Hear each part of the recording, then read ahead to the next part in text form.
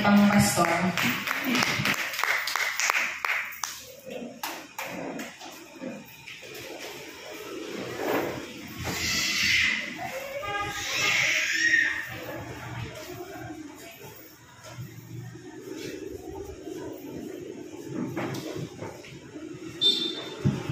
Amen. Hallelujah. Palakpakan nga natin ating Panginoong Jesus. Amen. Sino masaya ngayon? Oo. Sinong mga dumaan sa bagyo ngayon? Oo. Papurihin ng Diyos. Bakit? Ngayon ko lang actually, hindi pala ngayon, yung Sabado ko nalaman, na mas mataas pala yung rainfall count nung bagyo nitong, ano bang pangalan nito? Karina. Oo. Guys, kasi yung, international name pala yun. Yung bagyong Karina pala, is mas malakas pa pala siya sa Undoy. Yes. Dahil yung ulan ng Undoy ng isang araw, kinuha lang ng 8 hours ni Karina. So, ibig sabihin, mas malakas yung Undoy. Kaso makikita mo, dito sa Santa Cruz, hindi tayo naging affected unlike before. Amen? So, thankful pati.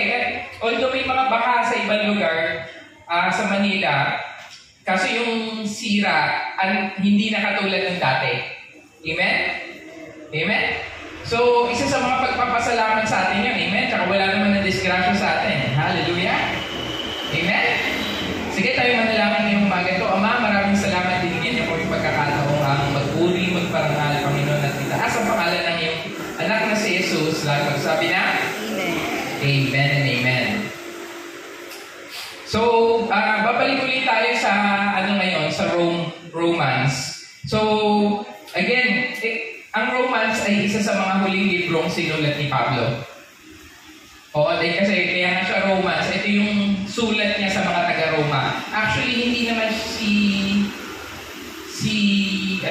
si Pablo ang nagsulat nito. Dahil nasa prison siya, may nagsulat para sa kanya. And that was Luke, nung binibisita siya doon sa Rome. Yung ko lang nalaman yun. Yung pala yung story doon. So, nung nasa bilangguan si Pablo sa Roma, sinusulat niya yung huling binibigkas sa kanya ng Espiritu at binibigay niya sa mga taga-Roma. At alam naman natin, kapag ang isang huling sulat ng isang tao, yun ay importante. Amen? Oo. Mas lalo na pag mayaman yung isang tao. Oo. Kung mayaman yung isang tao, lahat ng mga anak nandun, kahit nasa abroad yan, uuwi yan. Bakit? May huling ambilin eh. Oo, pamana. Amen? Amen?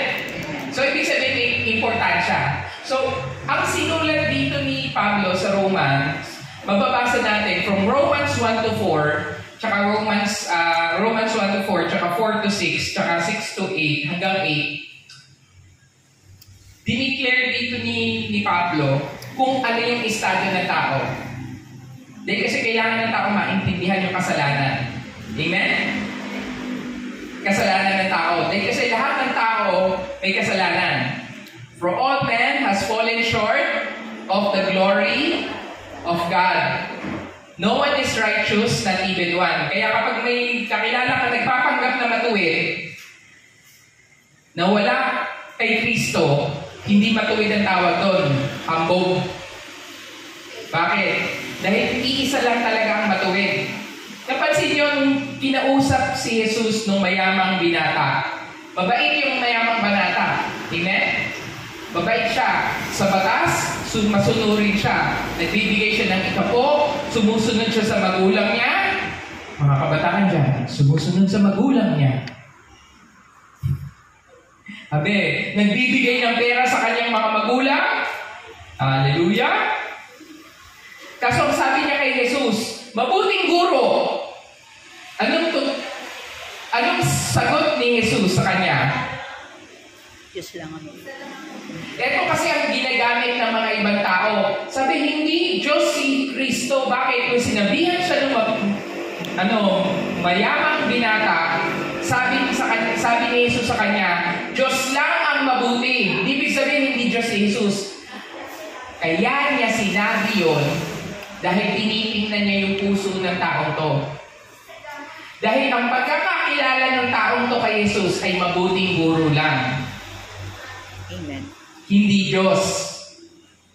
Kaya niya sinasabing mabuting guro. Dahil kung alam niya mabuti to, dapat sinunod. Kapag alam niya palang Diyos si Jesus, dapat yung sinabi ni Jesus, bigay mo lahat ng nasa iyo at sumunod ka sa akin. Kung naintindihan niyang Diyos si Jesus, sinunod niya. Bakit hindi niya sinunod? Dahil akala niya, guro lang si Jesus. Tagapagturo lang ng batas na sumusunod na mabuti. Kaya sabi sa kanya ni Jesus, Diyos lang ang mabuti. Dahil hindi niya kilala pa si Jesus na Diyos. Ang alam niya lang, magaling tong taong to, may himala tong taong to, mabait tong taong to. Hindi mabait si Jesus, siya ay perfecto. Tayo, pwede kang mabait, kaso hindi ka perfecto. Mabait ka lang sa Facebook. Diba? Nagpo-post ka na palagi kayong nagde-date na mag-asawa mo, kaso hindi nila alam yung nangyayari sa loob ng bahay niyo. Amen? Binabati mo yung nanay mo ng happy birthday, kaso hindi nila alam talaga ang relasyon mo sa nanay mo. Kaya nung sinabi niyang mabuti, ang pinapatungkulan niya, gusto niya din kasing maging tawaging mabuti. Kaso nakita ni Jesus ang nasa puso niya, mas inuuna niya yung kayamanan niya kaysa sa Diyos. Makita niyo, bakit hindi niya sinabi kay na Pedro yun? Kay na Juan? Sina Pedro, hindi niya sinabi, iwanan niyo lahat. Sinabi niya, sumunod ka lang sa akin, gagawin kitang mangingisda ng tao. Amen? Dahil alam ni Jesus yung nasa puso niya. Ang problema sa tao ay hindi kaalaman. Ang problema sa tao ay puso. Sabi nga last week, di ba, si Jesus yung ito kasi ginagamit to palagi sa mga preaching kaso hindi naiintindihan ang ibig sabihin. Na kapag nagkasala ka sa iyong kamay, putulin mo ang kamay mo. Pag nagkasala ka sa iyong mata, dukutin mo ang mata mo.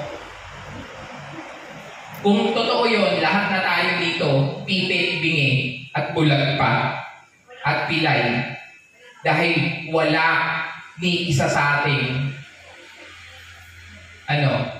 tama. Kaya ang sinabi ni Jesus, out of the abundance of the heart, the mouth speak. Bakit? Ang tunay na sisidlan ng kasalanan ay puso. At hindi mo pwedeng tanggalin ang puso mo. Dahil pag tinanggal mo yan, patay ka. Kaya ang solusyon ng Diyos ay papalitan ko ang puso mong bato at lalagyan ko ng pusong laman. Hindi yung pagpuputol nito at pagbubulag nito talaga ang... Kaya makikita mo sa ibang bansa, ang batas nila pag nahuli ka, putol. Lahat putol. Diba? Pag nahuli kang magnakaw, putol ang kamay.